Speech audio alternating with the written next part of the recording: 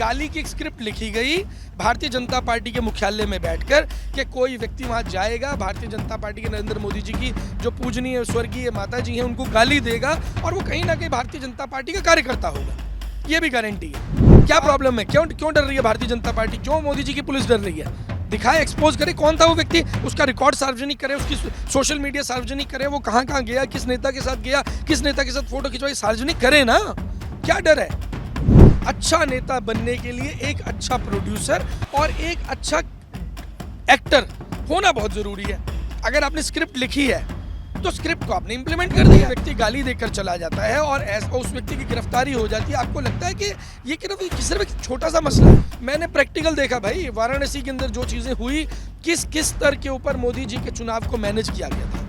मोदी जी को समझाओ भाई, अब सतपाल मलिक जी नहीं है, आपको और हमारी जिम्मेदारी ज्यादा बढ़ गई है। सतपाल मलिक जी थे तो वो फिर भी कुछ बोल देते थे कि मोदी जी समझ जाओ, गलत काम कर रहे हो। आपको अभी तक लड़ने वाला कोई व्यक्ति मिला नहीं है। आपके सामने कोई मजबूत व्यक्ति जिस दिन खड़ा हो गया ना, तो नरेंद्र मोदी जी का जो पूरा का पूरा महल है ना, वो ताश के पत्तों की तरह ढह जाएगा।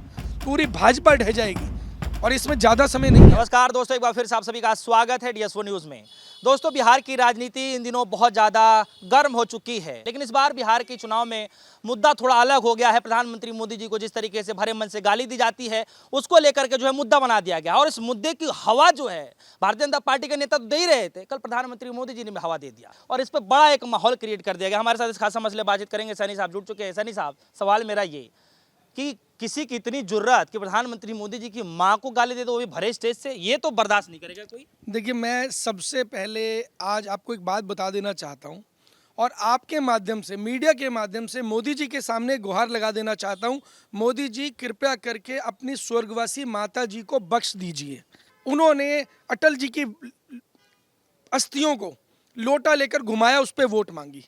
हमारे जवान मर गए, उसके ऊपर वोट मांगी। आज अपनी मरी हुई माँ, मतलब हम एक मानते हैं कि वो हमारी भी माँ के बराबर है, माँ समान है, वो इतनी बुजुर्ग महिला है, जब वो चली गई हैं, आज दुनिया छोड़ चुकी हैं, आज उसके नाम से भी आप वोट मांग रहे हैं। आपको शर्म नहीं आती? वो कहाँ कह रहे हैं कि आप वोट दो उसके नाम? नहीं तो देखिए क्या हो रहा है। ये वो कहाँ कह रहे हैं? देखिए, आप अल्टीमेटली हमेशा एक चीज़ को देखकर चलिए। राजनीति का विद्यार्थी हूं मैं और बहुत अच्छे से समझता हूं कि राजनीति के अंदर जिस व्यक्ति को अल्टीमेट बेनिफिट होता है ना, अल्टीमेट बेनिफिशियरी, हमेशा वो कैलकुलेट करना होता है। आज की तारीख के अंदर पुलवामा में जो घटना हुई, क्या हुआ उसमें? अल्टीमेट बेनिफिशियरी कौन था? मोदी जी थे ना। आप बता दो, नहीं थे? आप बोल दो, आप भी भाजपा के समर्थक हो। नहीं, देश में तो प्रधानमंत्री हैं तो कुछ ना कुछ कहेंगे ही, ऐसा तो नहीं है कि भाई, नहीं कहेंगे, फिर आप उसको राजनीति से जोड़ देंगे। नहीं तो राजनीति से क्यों? अगर उनके माँ को लेकर कोई कुछ कहे और वो कहे भी ना, आप ये चाहते हैं? अब आप मुझे एक बात बताइए, 50 करोड़ की गर्लफ्रेंड किसने बोला था? किसने बोला था? याद है? कुछ याद होगा, मुझे लगता है आपको। जर्सी गाय किसने बोला था? और बहुत सारी फहरिस्त। और इनके, ये तो मोदी जी के शब्द हैं। इसके बाद रमेश भिदोड़ी के आप शब्द पकड़ लीजिए। पार्लियामेंट के अंदर मुस्लिम भाइयों के साथ में किस तरीके से गाली गलौच हुई। उन्होंने प्रियंका गांधी के बारे में, उनकी गालों को लेकर ऐसे ऐसे शब्द बोले कि ऐसी सड़कें बना दूंगा, ऐसे शब्द बोले। और उसके बाद में आतिशी मार्लेना जी, जो दिल्ली की मुख्यमंत्री थी, उस वक्त में मौजूदा मुख्यमंत्री के पद पर थी, उनको ये बोला गया कि उन्होंने अपना बाप बदल लिया। मतलब इतनी बड़ी फहरिस्त, इतनी बड़ी लिस्ट। और कांग्रेस के एक, मुझे ध्यान नहीं आ रहा है, एक नेता है जिनकी मां को भरे लाइव डिबेट के अंदर गाली, सुरेंद्र राजपूत जी को। इतनी बड़ी लिस्ट है, मैं गिनवाने बैठूंगा तो शायद 2 घंटे तक मैं आपको भारतीय जनता पार्टी के कुकर्मों की लिस्ट भी गिनवाता रहूंगा, तो शायद वो 2 घंटे कम पड़ जाएंगे। आज जब अपना नंबर आया तो आज की तारीख में अफसोस हो रहा है। रोकर दिखा रहे हैं, ड्रामा करके दिखा रहे हैं, और वो भी मोदी जी। क्या बात करो, मोदी जी की भतीजी का पर्स गुम हो जाता है 2 घंटे में। आपको क्या लग रहा है, मोदी झूठ बोल रहे हैं? देखिए, मोदी जी झूठ बोल रहे हैं तो बता दीजिए। मोदी जी झूठ बोल रहे हैं या सच बोल रहे हैं वो तो मुझे पता नहीं, लेकिन मुझे एक चीज़ अच्छी तरह मालूम है। अच्छा नेता बनने के लिए एक अच्छा प्रोड्यूसर और एक अच्छा एक्टर होना बहुत ज़रूरी है। अगर आपने स्क्रिप्ट लिखी है तो स्क्रिप्ट को आपने इंप्लीमेंट कर दिया। और मुझे तो पता नहीं है अभी, लेकिन और 2-3 दिन क्या चाह रहे हैं कि उन्हीं की तरफ से भेज करके? अभी 2 दिन रुको, कोई ना कोई अभी फुटेज आ जाएगी, किसने बोला उसकी शक्ल भी आ जाएगी सामने, और कहीं ना कहीं वो भारतीय जनता पार्टी का कार्यकर्ता निकलेगा। मैं गिरफ्तारी हो गई, डिटेल बोल रहा हूँ, अभी निकल के आ जाएगी, वो भारतीय जनता पार्टी का कार्यकर्ता निकलेगा। भाई, ये दावे के साथ मैं आपको बोल सकता हूँ। ये करते क्या है? ये खुद ही अपने लोगों को कहते हैं गाली दे दो। अरे अभी मेरे को ध्यान आ गया, तरविंदर मारवा ने क्या बोला था राहुल गांधी को, जो हाल तुम्हारी दादी का किया था वो हाल तुम्हारा करेंगे। इनकी बहुत बड़ी लिस्ट है भाई। इतनी बड़ी लिस्ट है भारतीय जनता पार्टी वालों की कि मतलब इनका कल्चर ही वहीं से शुरू होता है, जिसे कहते हैं ना तकिया कलाम। इनका त्यौहार भी गाली से शुरू होता है, इनका सुख दुख भी गाली से शुरू होता है, इनके घर में कोई मरता है तो भी गाली से शुरू होता है, कोई नया बच्चा जन्म लेता है उसको भी गाली से शुरू करते हैं। इनका तकिया कलाम पूरी तरीके से भारतीय जनता पार्टी की शुरुआत गालियों से ही होती है। मतलब राहुल गांधी जी और तेजस्वी यादव का स्टेज हो और उस स्टेज से गाली दिया जाए, उल्टे प्रधानमंत्री मोदी जी की मां को लेकर के, उनको लेकर के, और उल्टे आप प्रधानमंत्री जी को ही कोसे, ये तो बर्दाश्त नहीं हो सकता। मतलब इसको कैसे आप देखते तो हो? आप मुझे कहना चाहते हो कि मैं राहुल गांधी का समर्थक हूँ?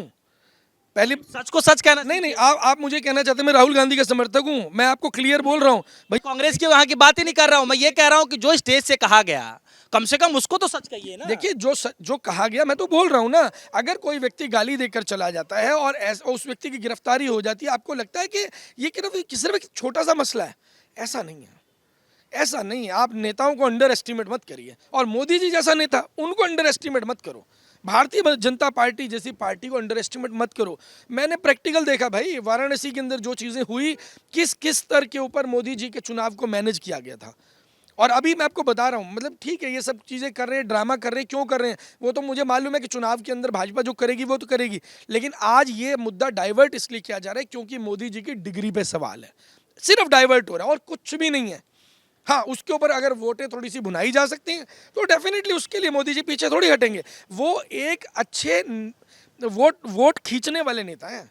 कैसे खींची जाए, कैसे इमोशंस के अंदर लोगों को वो मैंने कहा था ना, वो लच्छे में लपेट के शहद में डुबो के वो लच्छा जो बनता है, उस तरीके से इनका भाषण होता है और रो के दिखा देते हैं, इमोशनल होकर दिखा देते हैं। तो भाषण सुना था आपने? मैं बता ही रहा हूँ ना आपको, इमोशनल होकर के मतलब जनता को ऐसा लगेगा कि बस मोदी जी ही मेरे भगवान है, मोदी जी ही सब कुछ है, बस इन्हीं को वोट देना है और किसी को हम वोट नहीं देने वाले। चलिए, खैर गाली को लेकर के लगातार इस पर चर्चाएं चल रही हैं, लेकिन अब तक तो सिर्फ विरोध किया जा रहा था। बिहार में विरोध हुआ, दिल्ली के अंदर भी देखा हमने किस तरीके से कांग्रेस पार्टी कार्यालय का घेराव किया गया, मुख्यालय का। कल उत्तर प्रदेश के जो कांग्रेस पार्टी के जो कार्यालय है, कुछ जगह से तस्वीरें आई कि किस तरीके से बीजेपी पार्टी के जो कार्यकर्ता हैं वो अंदर जाकर तोड़फोड़ कर रहे हैं। अब कल मोदी जी ने भी जो है एक नई हवा दे दी है, उसको नया तुल पकड़ा दिया है। क्या लगता है कि आने वाले समय में सबसे बड़ा मुद्दा ये जो गाली वाला जो शब्द है, क्या यही होने वाला है? देखो, अभी आपने ना एक बहुत अच्छी बात बताई मुझे कि कल भारतीय जनता पार्टी के लोगों ने कांग्रेस के कार्यालय में घुस के तोड़फोड़ की। अभी तक ये मसला जो ना वो गाली गलौज तक ही था। अभी तक ये मसला गाली गलौज तक था कि भारतीय जनता पार्टी के लोग गालियां देते थे। अब भारतीय जनता पार्टी के लोग तोड़फोड़ पे उतर रहे हैं। इसका मतलब क्या हुआ? कल अगर कोई जाकर के भारतीय जनता पार्टी के कार्यालय में तोड़फोड़ करेगा तो आप ये बोल देना कि जी देखो इन्होंने तोड़फोड़ करी है। आज ये उकसा रहे हैं भाई, इनको समझाओ, मोदी जी को समझाओ भाई। अब सतपाल मलिक जी नहीं है, आपको और हमारी जिम्मेदारी ज़्यादा बढ़ गई है। सतपाल मलिक जी थे तो वो फिर भी कुछ बोल देते थे कि मोदी जी समझ जाओ, गलत काम कर रहे हो आप, समझाइए इनको। और ये खुद तोड़फोड़ करेंगे तो कल इनके लिए झेलना बड़ा मुश्किल हो जाएगा। ठीक है, वो मसला जो इनकी माता जी को गाली दी, हम तो कह रहे हैं वो गलत है, लेकिन हर मुद्दे को जब आप राजनीति से जोड़ देते हैं, आप वोट लेने की तरफ चले जाते हैं, तो कहीं ना कहीं अब जनता को विश्वास हो गया कि ये स्क्रिप्टेड है। आपने स्क्रिप्ट बनाई थी। कुछ लोग तो ये कह रहे हैं कि बीजेपी को छोड़िए, विपक्षियों के पास तो तमाम मुद्दे हैं। बेरोजगारी का मुद्दा है, महंगाई का मुद्दा है, पलायन का मुद्दा है, बाढ़ का मुद्दा है, सत्ता पक्ष को घेरने के लिए गाली का सहारा क्यों लेना पड़ रहा है? अरे भाई, मैं वही तो आपको बता रहा हूँ कि जब स्क्रिप्टेड मामला होता है तो ऐसा ही होता है कि विपक्ष के जो जेन्युइन मुद्दे जो आपने बताए, बेरोजगारी है, पलायन है, रोजगार है, बहुत सारी चीज़ें हैं, लेकिन भारतीय जनता पार्टी ने इस सारे मुद्दे को एक चद्दर से ढक दिया। गाली की एक स्क्रिप्ट लिखी गई भारतीय जनता पार्टी के मुख्यालय में बैठकर कि कोई व्यक्ति वहां जाएगा, भारतीय जनता पार्टी के नरेंद्र मोदी जी की जो पूजनीय स्वर्गीय माता जी हैं उनको गाली देगा और वो कहीं ना कहीं भारतीय जनता पार्टी का कार्यकर्ता होगा, ये भी गारंटी है। तो आप ये मानकर चलिए स्क्रिप्ट लिखी गई है उन सारे मुद्दों को दबाने के लिए कि जो असली मुद्दे हैं उनके ऊपर ध्यान ही ना जाए। आपके हिसाब से विपक्षी पार्टियों के जो नेता हैं, जो सांसद हैं, चाहे जितने भी नेता हैं, और इधर सत्ता पक्ष के जितने भी नेता हैं, जो सांसद हैं, क्या लगता है कि सबसे ज़्यादा गालीबाज नेता किस तरफ? सबसे ज़्यादा गालीबाज नेता जी। ये तो पूछने की ज़रूरत कहाँ है? पूछने की ज़रूरत कहाँ है? अगर कोई व्यक्ति गाली नहीं भी देता होता तो वो भी भारतीय जनता पार्टी में चला जाता और गालियों की ट्रेनिंग ले लेता है। भारतीय जनता पार्टी के पास ट्रेनिंग सेंटर है भाई गालियाँ देने का। पूरी गालियाँ सिखाई जाती हैं और किस वक्त में कौन सी गाली देनी है, किसको देनी है, ये पूरी स्क्रिप्ट लिखी जाती है। ऐसे थोड़ी हो जाता है कि कुछ भी आकर गाली दे दो। पागल थोड़ी है भारतीय जनता पार्टी। तो राहुल गांधी से मंगवाई जा रही है कि उनके मन से दिया गया, माफी मांगनी चाहिए, एफआईआर भी हो गई। देखो, अब मेरे को माफ़ी वाली बात पे ना बात याद आती है अनुराग ठाकुर की, जो उन्होंने मंच से कहा था याद है आपको?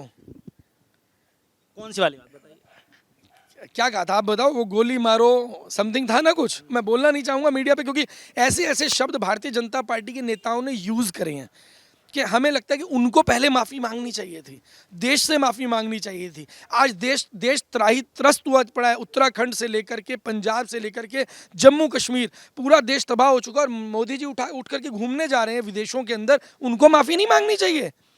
पूरे देश से 140 करोड़ देशवासियों से माफ़ी मांगनी चाहिए, उनका रोजगार खा गए।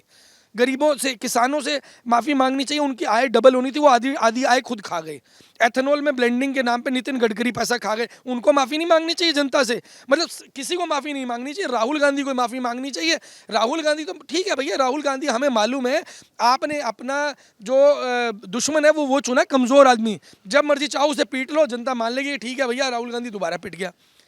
तो आपको अभी तक लड़ने वाला कोई व्यक्ति मिला नहीं है। आपके सामने कोई मजबूत व्यक्ति जिस दिन खड़ा हो गया ना, तो नरेंद्र मोदी जी का जो पूरा का पूरा महल है ना, वो ताश के पत्तों की तरह ढह जाएगा, पूरी भाजपा ढह जाएगी। और इसमें ज़्यादा समय नहीं है अब। और ये माफ़ी मांगने वाली बात, माफ़ी मांग के क्या करवा लोगे? पहले तो ये बताओ ना कि वो व्यक्ति कौन था, उसको खुल के एक्सपोज करो ना उस व्यक्ति को। क्या प्रॉब्लम है? क्यों क्यों डर रही है भारतीय जनता पार्टी? क्यों मोदी जी की पुलिस डर रही है? दिखाए, एक्सपोज करे कौन था वो व्यक्ति, उसका रिकॉर्ड सार्वजनिक करे, उसकी सोशल मीडिया सार्वजनिक करे, वो कहाँ कहाँ गया, किस नेता के साथ गया, किस नेता के साथ फोटो खिंचवाई, सार्वजनिक करे ना। क्या डर है? और अगर मेरी बातें गलत हैं तो आप बता दो कि मेरी बातें गलत है। अगर मैं किसी नेता के साथ दिखाई देता हूँ, किसी का समर्थक हूँ, तो आपको मेरी फोटो दिखानी चाहिए ना कि ये व्यक्ति इस इनका समर्थक है। अब अगर वहां पर किसी व्यक्ति ने गाली दी, या तो वो व्यक्ति राहुल गांधी के साथ घूमता दिखाई दिया हो, कांग्रेस के साथ में रहो, कांग्रेस के बाकी नेताओं के साथ रहो, कांग्रेस की विचारधारा से जुड़ा हो, कांग्रेस के बारे में प्रचार करता दिखाओ, तो आप कह सकते हैं कि तो कांग्रेस ही है, कांग्रेस ने प्लान करके करवाया।